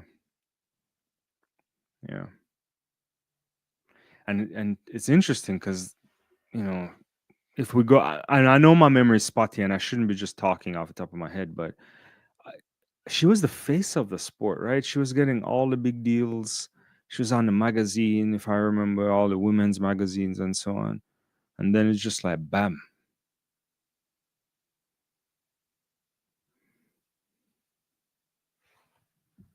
Well, what you been thinking all in game, man? It's been a while.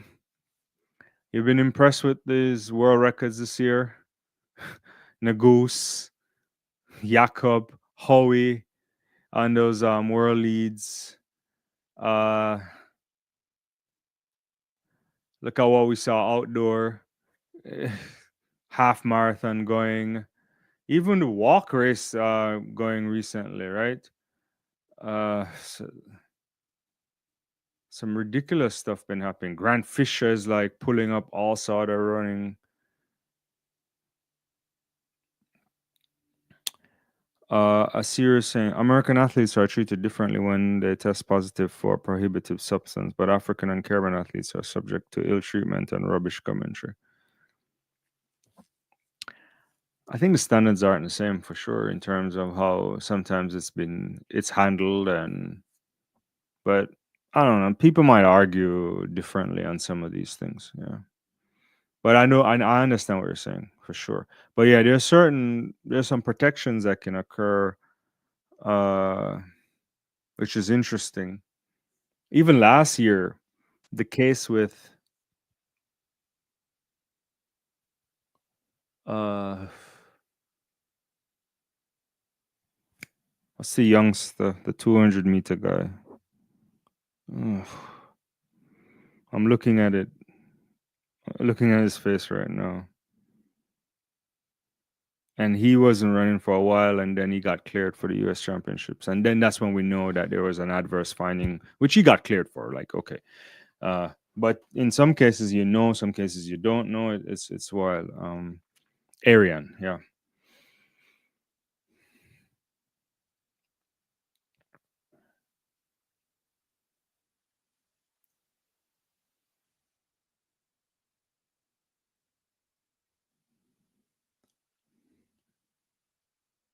yeah. A few more races. The men's coming up. It's gonna be great. Hobbs Kessler is there. He's been running well too.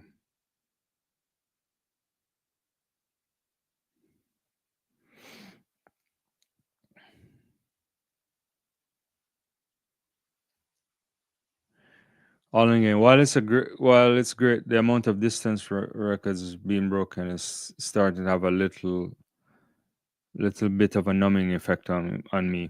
It's an interesting point. I was reflecting on it because I was talking to some people that are asking me about this too, and I was like, hmm. And I'm trying to remember, right? Like I know there's an expectation that these records can be broken because I think there's some papers written on this many years ago. I have to go back and look at some of them, but there's a lot of things, right? I think this distance stuff is better now, right? Scientifically, I think in preparation, and but it's hard to see, right? Like I felt like Nagus when he did that stuff, and then the week after, not even 5 days rather, not even a week, Jakob comes and he pushes it. There's something to be said too about the surfaces being improved.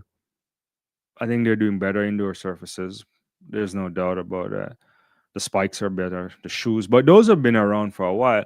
I remember I was talking to a Swiss journalist some years ago, and he said it took Munjinga a while to understand the new spikes, how to run in them. And I never followed up on that kind of stuff. I want to talk to some people about like how much of a shift in the way you run or train with new technology. But I think in the distance in particular, there better stuff, right? The cameras that are tracking them that you can buy that are not as expensive, or but probably more expensive for other parts of the world. You look at that stuff. There are some places that are just like training with wave light all the time. So there's better pacing, better tracking. So yeah, I think that's a case. And maybe we're in that cycle where people are really taking indoor stuff more seriously than before. But I do understand. I do agree with you. It's really hard to keep up, right? Like there's too much stuff happening. Like you know, Kiplimo on outside, or the marathon runnings are just improving. Like at some point, you're like, how quickly can your mind be blown, right? That's an interesting thing. All right. Let me watch this. 1500 for men.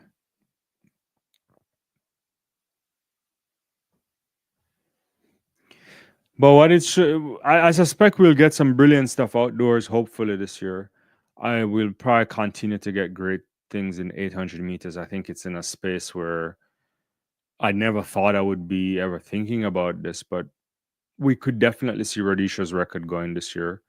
I would not be shocked if Wanyoni does it, and not only that, I wouldn't even be shocked if we got another couple athletes dipping below the whole world record. That might be crazy, but Sajati, Marco or Rob could do something. I don't know, Bryce. There's a bunch of guys, right?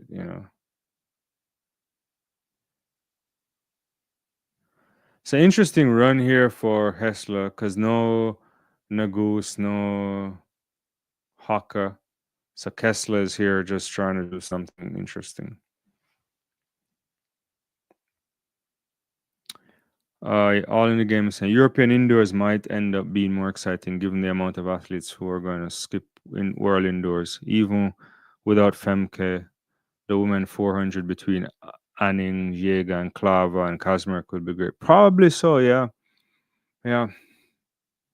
Because when is their championship? Next week or the week after? And then we have World. I don't know if I'm really liking this track and field season now that I'm thinking about the length. Because World Championships is not until September. The entire Diamond League will be finished by then. And then you have the new Grand Slam stuff happening the same time. I wonder what that really will look like. I don't know when you joined the live all in the game, but on the top I was just like ranting about the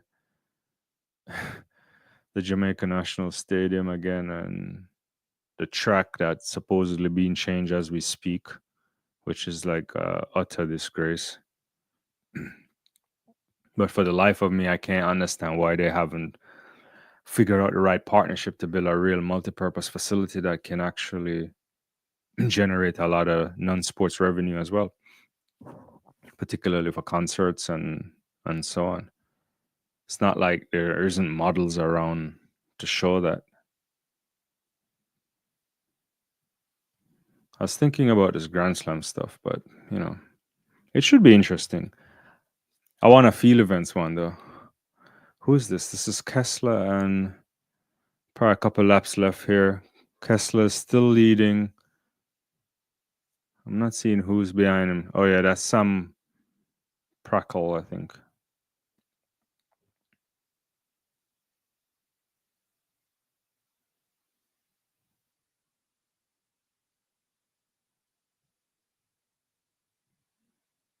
Prackle is under his final lap there with on Kessler, but I think Kessler has enough in him. But he's pushing there on the outside for Prackle or Prackle, however you pronounce that.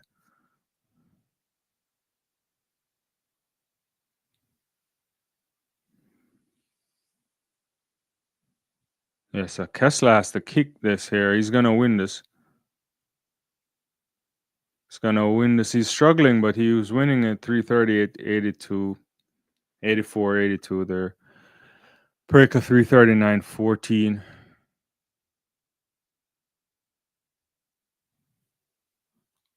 Let me get some results here.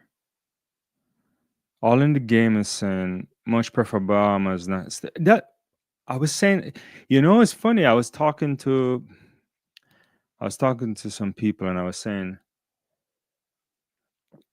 you know, that probably would have been a better spot because it's a newer stadium. I guess I know why they tried the Jamaica thing. Makes sense. But the facilities are just it's just not up to scratch. And for the life of me, I don't understand how you can have a track and don't have a plan to change it all the time, especially when it's used so much and is battered by weather and all that stuff. I was I wish we can. I don't know if my producers are on. I'm probably doing this by myself. I wish I could have just like. I had some screenshots yesterday from the Gibson Relay I was watching, and I was like, "That stuff is horrible. That blue thing and they're patching stuff. It looks bleached out." And I'm like, "How do you get to that point? How do you get to a point where the Minister of Sports has to talk to the Finance Minister and the Prime Minister to change a track? It should be a model in place to know that the track is changed every 10 years. A surface can last a long time, but it's also based on how much you use it. And that surface been on there for a very long time. It should have been changed so quickly. And I don't understand how, yeah, it's horrible how track and field is such a massive sport in the country and they don't have like synthetic surfaces like in every parish. Like, come on. Like, it's crazy. And then people train on those surfaces. It's maddening. I don't see there's no explanation anyone can tell me that you can't have a 45 to 50,000 seater stadium modern thing that can facilitate track and field football and protect the track at the same time. You know? I don't know. I think we have a picture of it. We'll probably put it up to show you how horrible it looks for those who hadn't seen it. But literally you could have something where every night of the week there is an event in a brand new modern facility that's making money to pay back for it. You could have really good partnerships with concert people like Live Nation or whoever, right? Then they'll book out all these major artists, and there's going to be influx of people flying in to go experience these things. Not necessarily relying on a local market to sustain it, but you have to figure out like how can like the national stadium is like 1960s. Like when I used to go in there as a kid, it was old. I think the last time I was there was like 2019 for an event, and the thing is like old. They need to find a billion US, or it could be a little bit less, but somewhere around there to build something. Yeah, look at that. Look at that. Like, what in the world is that?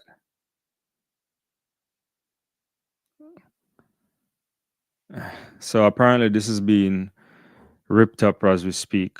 Also, like, I don't know. I read something, and I should talk to some people, but are we seriously gonna put down back a 8-lane track? You would hope they put down a 9-lane track, right? Yeah, it's bad. Yeah, it should be a multi-purpose thing where all the fans have covered arrangement, suites on the top that's bought up by by corporate stuff, and then you can vie for events. You can vie for a Super Bowl, not a Super Bowl, a NFL game. You can have every concert you want. People, yeah. Yeah, and as you say, not just the track that's an issue, it's everything else around it. You're right. Like it needs a proper facility that has a proper warm up track, and it needs all sort of resources in the area to make it like top class. And to be honest, you don't want people to be training on it, right? Like, especially put it on a surface, it's gonna get used up a lot. And if you're gonna use it as a training area all the time, then there's an expectation that you'll have to change the track or the surface much more frequently, you know. But I don't understand it. Like, I mean, it's not a complicated thing. Private public partnerships, as I was saying at the top of the show, are things that have been around in, especially in the United States, for a very long time. Sometimes to the detriment of the taxpayer, especially if you think about what the demands from NBA or NFL people are. I think it was only recently, like the Dallas Stadium, where Jerry Jones was built out without any kind of funding from the state. I mean, there's funding from like from tax incentives and so on, but not like they didn't put into it. But here you could really create a good partnership with and build something that's top class and money and then be used. Can't be not be used. You know, you need something in it all the time because the modern stadiums are always being used. They're multi-purpose and they can be done now without any damage to the facilities. So without damage to your soccer field or your football field or and definitely not to the track. It's not complicated. This is the 60-meter final. Uh, let's see. My money is on Sears. She's been looking good, but we'll see what we get from Barn. I don't know what Briscoe will do. It's been a while, but Barnes is interesting too. She could pull it off. Yeah, but I think it's gonna be a battle between Sears and Barnes, and probably Briscoe for me.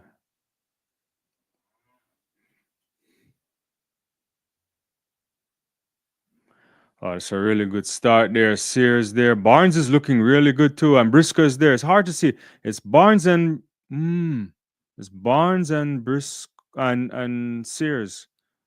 I don't know how to separate that.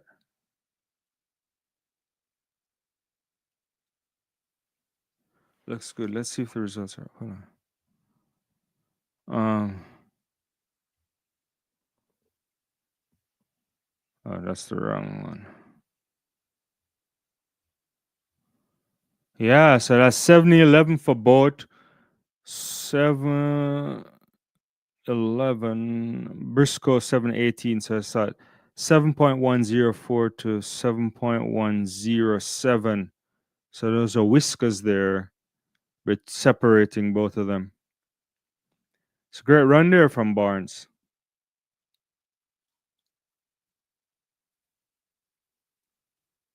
Not quite as fast as Munjinga yesterday, but it's good.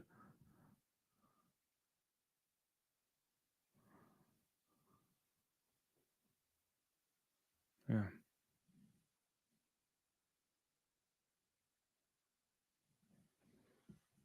It's really tight. It's like hard to separate there.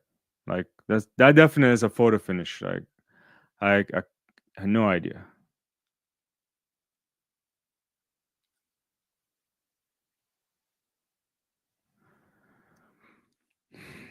All in the games. An upset, but good to see Sears back healthy. Want to see her back up her 1077 from last year. Yeah, I think I like Sears a lot. Lots of talent. Let's see. Yeah, let's see if she can pull it off. I think. Yeah,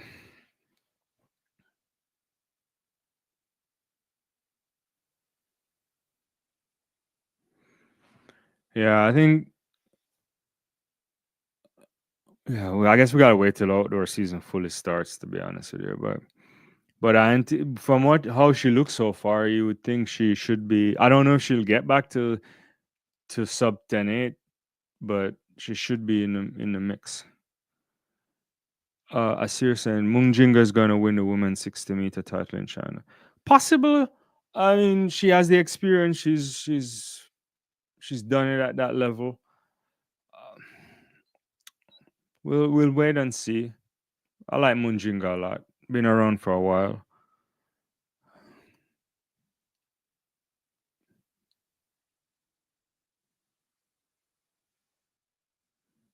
Yeah, but I don't know, as you mentioned earlier too. I don't know if there's a clear favorite, to be honest with you. Yeah.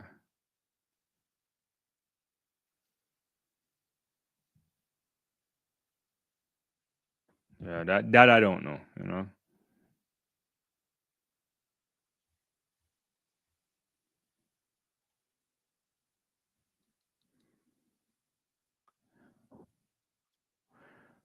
I mean, I'd like to see. I mean, I'm intrigued by even Thompson opting to go to the World Indoors.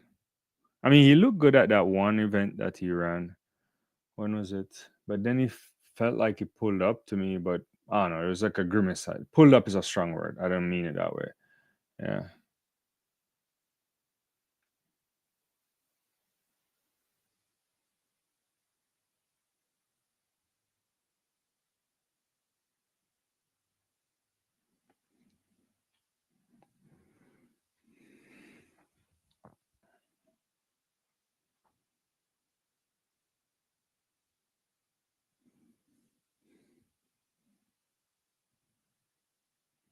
Let's see. Yeah. So just one race remaining for this U.S. Championships. Uh, we are waiting on the men's. All in the game is coming in. The men's 60 meters. No guarantee that a lot of the top European athletes are going to Worlds. A lot are prioritizing European indoors over World indoors. That is true. Yeah, that is true. It's true. What do you make of Femke not even running individual this year? Last year, I was saying this that I felt like she ran too much. I mean, she was amazing last season. She had a great background training in South Africa, and she was running world records over 4 flat. And now, yeah, this year she's only running relays, right? Yeah. If you overdo it, it can be a problem too. So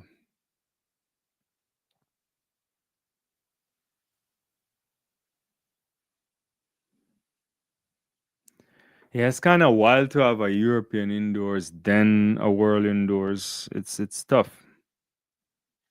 It's almost like there's just too many events going on. But maybe I'm overthinking it. And then outdoors will start, and bunch of Diamond League. There's obviously the new Grand Slam thing too, and the Continental Tour. And I'm wondering if by the time we get to the World Championships this year in September, athletes, some athletes may not have it in the tank. I don't know. So 60-meter finals, some men coming up here. Moore, Woodall, Hilton, Wells, Baker, Dwyer, Adams, and Dudley.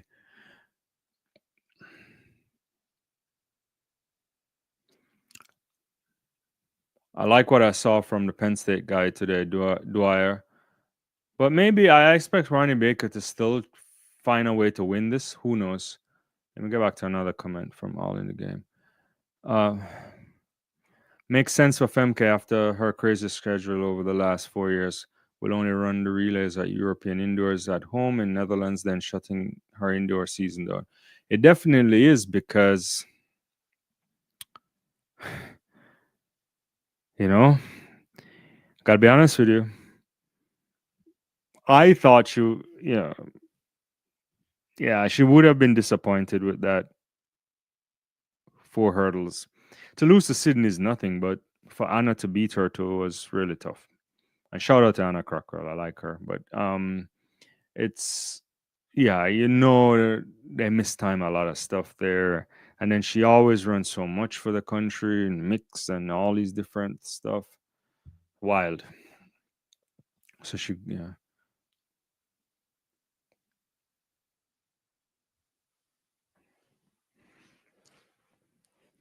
yeah. Let's see. Anyway, I still expect Baker to win this. He's been running fairly decent this season.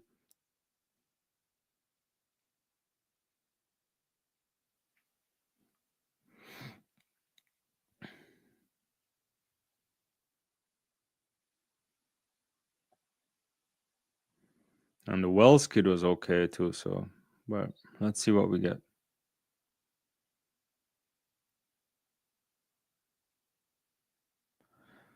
It's a good start there from Wells too. Yeah. And Dwyer was left back, but Ronnie Baker steps in and wins this. Yeah. Found a way. Hilton looked good too.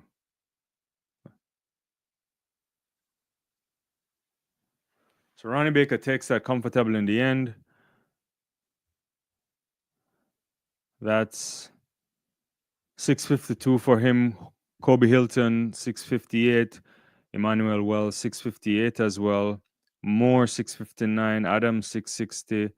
Dwyer, who looked really good in the heats, winning his heat, 661, 662 for Dudley rather, and Woodall, 668. I gotta see this race again.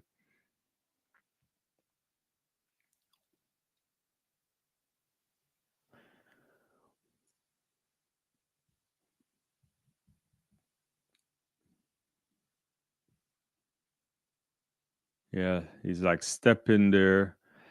Baker looks a little bit big for my liking. Looks more like he's trying to be a bodybuilder. I'm just saying. Yeah, Dwyer got left in the blocks.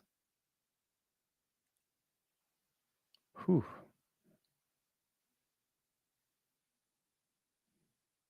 It's hard to separate Hilton and Wells for sure.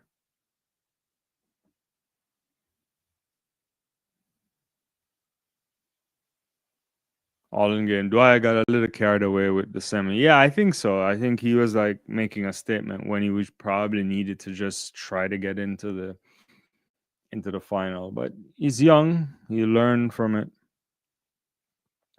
Yeah, he'll definitely learn from it.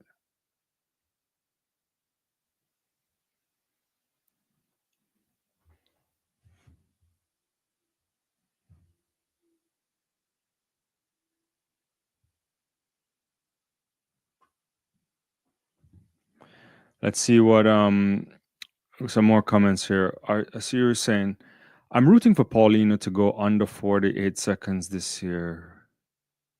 Whoa. Even though the Inglorious Royal record cannot be broken by any living quarter miler of the current generation of female 400-meter runners. Yeah, no one is running that Marita Koch record. I can't see it. If that were to happen, there's a lot of questions, but can that record ever be broken? Maybe at some point in our lifetime. I can't see that. I suspect maybe Sydney could come close to it or be the person to really destroy. Because right now, I always think about the record used to be. Obviously, I can't make records, but I always gave it to a French woman, Marie Jose Perec, and then Paulino just went past that recently. Yeah, it's unfortunate that we've talked about it on a number of occasions. Very unfortunate that some of the women's records are just out of reach, and it damages the sport, especially when we know this, because then we don't get to appreciate some of the great performances. Even the 100 meters with the hurricane, I often thought about like the Evelyn Ashford record should have stood longer.